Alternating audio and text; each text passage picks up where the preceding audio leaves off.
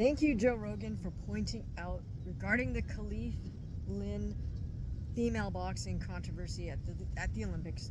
Thank you for pointing out that we do need to go back to chromosomal evidence and perhaps testosterone level.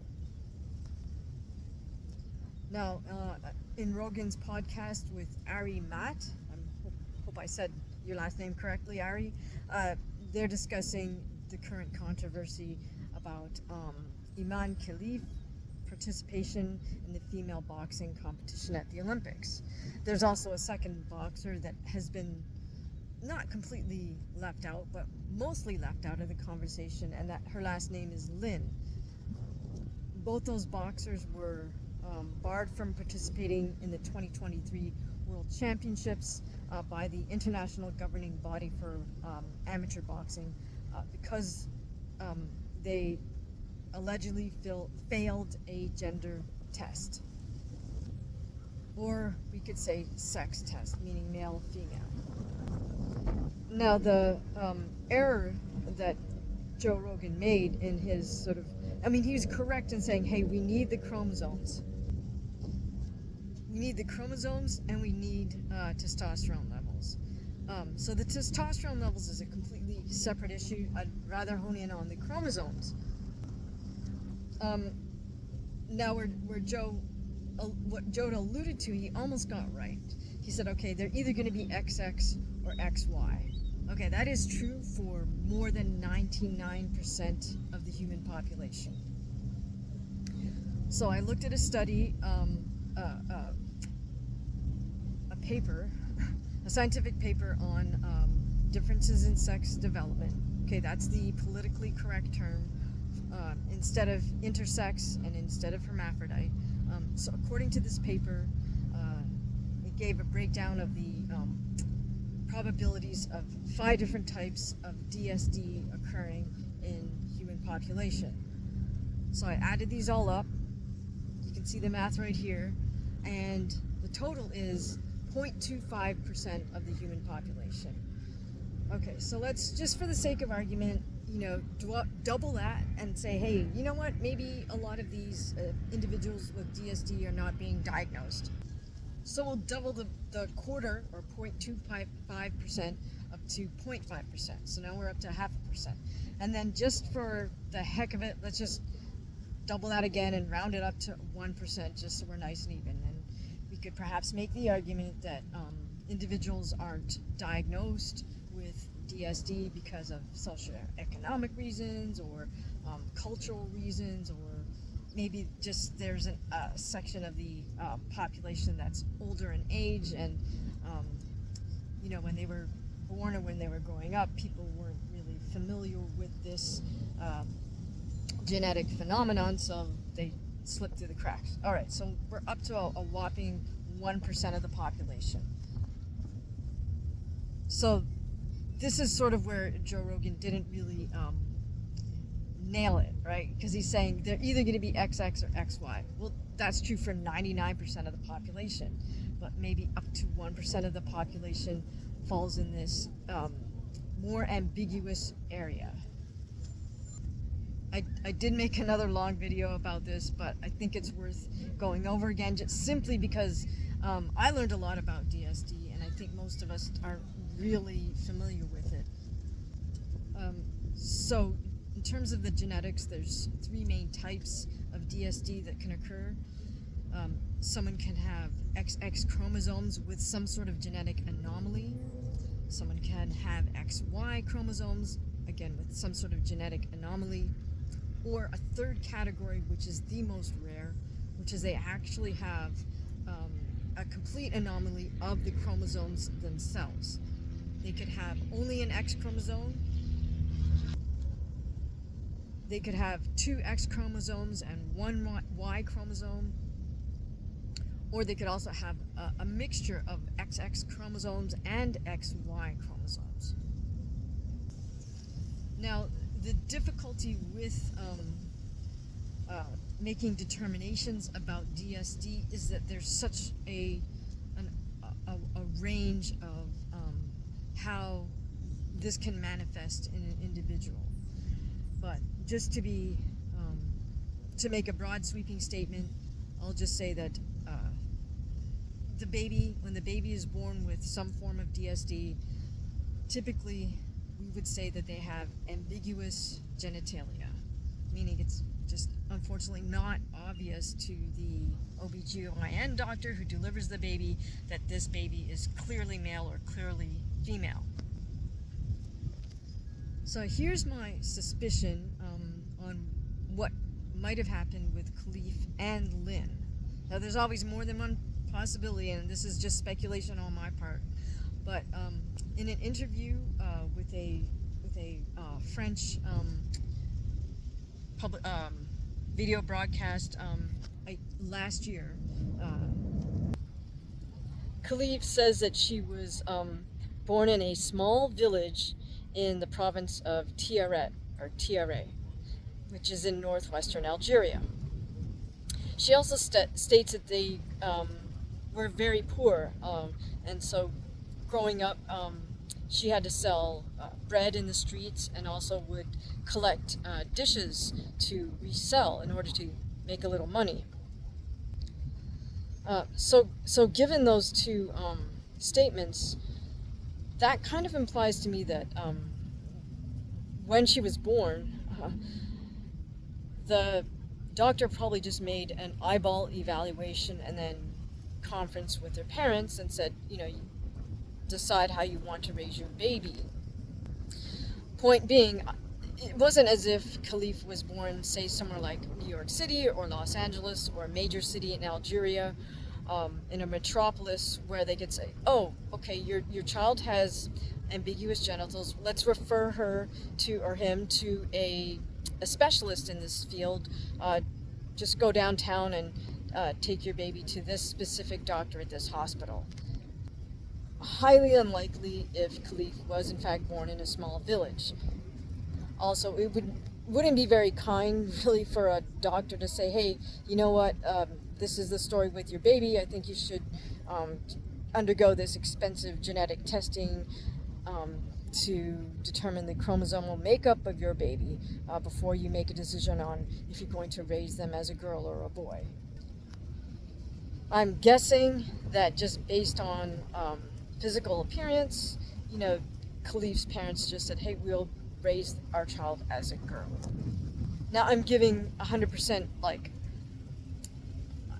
taking things on their face value, as we say, and assuming that this is the case with KHELIF, that she is and Lynn are in fact individuals who have DSD. So that, we'll assume that KHELIF and Lynn's parents raised them as girls, and that's fine as they're growing up. But the issue comes when they both hit puberty. So now, depending on their chromosomal makeup and on their internal organs, the question is, did Lynn and KHELIF go through puberty where their bodies started releasing testosterone? Unlike an XX female's body would function. So if the individual goes through puberty with an excess of testosterone, then their skeletal structure is going to change, their muscular development will shift, and their bone density will shift. And of course, all of these features are irreversible. Even if someone were to try to later compensate in life by taking estrogen treatments, it's not going to change skeletal structure. It's not really going to shift the muscular development that's already occurred, and it's not going to shift bone density. It's also not going to make the shoulder width narrower and the hips wider. I'm also going to assume, and I don't know, that testosterone affects the body's ability to dehydrate and rehydrate, which is certainly a factor for anybody who has to make a weight division as an athlete. I'm going to assume it also is going to affect body composition and the body's desire, so to speak, or capability to want to hang on to fat deposits. So for women, we need more hydration, where body hangs on to water and fat more than a male body will hang on to water and fat. And then the final question is, are Lynn and KHELIF's bodies still producing an excess amount of testosterone today, present time, as adults? So now ROGAN rightly points out that it's really easy to manipulate your testosterone levels. He says you can make it crash just by drinking. Yeah, that's true. I mean, we won't even question the whole PED use. That's something completely separate. But I do appreciate Joe Rogan pointing back to the science of chromosomal makeup. Simply because what other test is there? I mean, the eyeball test doesn't count, you know. We have folks like Oscar De La Hoya and other people like using the eyeball test, and it's okay, we could perhaps all come to some sort of eyeball test agreement, but that's not science, that's just opinion. Second, you know, Oscar starts going on about PEDs and testosterone and whatnot, and that's a separate issue, as I said, but that's not what we're trying to get at in this specific case. You know, what we need to know is whether or not female athletes are born with any XY chromosomes. Number one. Number two, if they are, did they go through puberty where their body created more testosterone than the average female athlete would possess?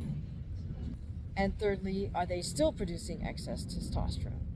So the chromosomal makeup is the first step, and then the second step would be, you know, to determine if the body's still producing testosterone or has the capability to continue producing an excess of testosterone, would have to be some type of scan of the internal organs. Now, both of these are painless tests to undergo, but yes, they are, one could consider that an invasion of somebody's privacy. But here's the counter argument to that. You have a right to your medical history and a right to your privacy, but when you step out into the field of play, in terms of competition, we need to ensure that for everybody involved, not just you, who's the probably less than 1% of the population, we need to ensure fairness for the other 99% of the people on the playing field, right? So if you happen to fall into that 1% of the human population who has DSD, then if you want to be treated fairly, you need to treat everybody else fairly too, and be be willing to undergo testing, be willing to disclose these results. Yes, you are exceptional, and we want to ensure everybody's safety, and we want to ensure fairness. So I feel like that information needs to be revealed or disclosed publicly. Now, here's the other half of that. So I did say that I think the IOC should go back to the cheek swab, because what other way is there to test somebody's chromosomal makeup? And it should be administered to all, like 100% of every single female athlete. I mean, I suppose if they want to, they could also ask all the male athletes to do this as well. But we can't just say, hey, you know, you look funny to me, I think you should do a cheek swab test. That's no good. That's also not fair. I mean, you can't just administer the chromosomal test for one sport or two sports. Yes, it is more dangerous for somebody with elevated testosterone levels to be in a combat sport. It's more dangerous to their opponents. But in terms of fairness, it's just as fair in combat sport as it would be in the synchronized swimming competition. Now, last but not least, let's move away from the science, and I'm going to point a little bit at politics, just not overall societal politics, but the politics of the Olympic Games. So I think what we need to keep in mind is it's the IOC's sort of mission to include as many different nations as possible. Meaning, we kind of know that, you know, the U.S. will dominate in the overall medal count, but the IOC has its eye upon keeping some of these sort of quote-unquote smaller nations, make sure they are represented at the Olympic Games, because otherwise it's not truly a global competition, right? And it's sort of also in their best interest to promote or publicize when some of these smaller nations capture a medal, such as St. Lucia, such as Dominica. So we know that neither Algeria nor Taiwan are really Olympic strong horses. So the IOC kind of wants to keep them in the mix, so to speak. And then here's a really more uncomfortable but real aspect of the political nature of this particular case. These Olympic Games are being held in Paris. KHELIF is from Algeria. There's a long and deep history between France and Algeria, right? Look, I am by no means an expert, but I'm bringing this up because it's probably not something that most North Americans really think about. But you should know that Algeria was a French colony. There has been immigration from Algeria to France since the early 1900s. So there's now, probably 6, 7, maybe 8 generations of French Algerians.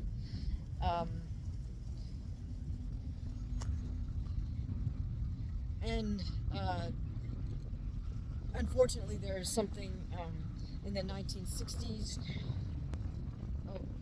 where maybe upward of 300 Algerians were killed in Paris because they were protesting France's treatment of Algeria, their homeland.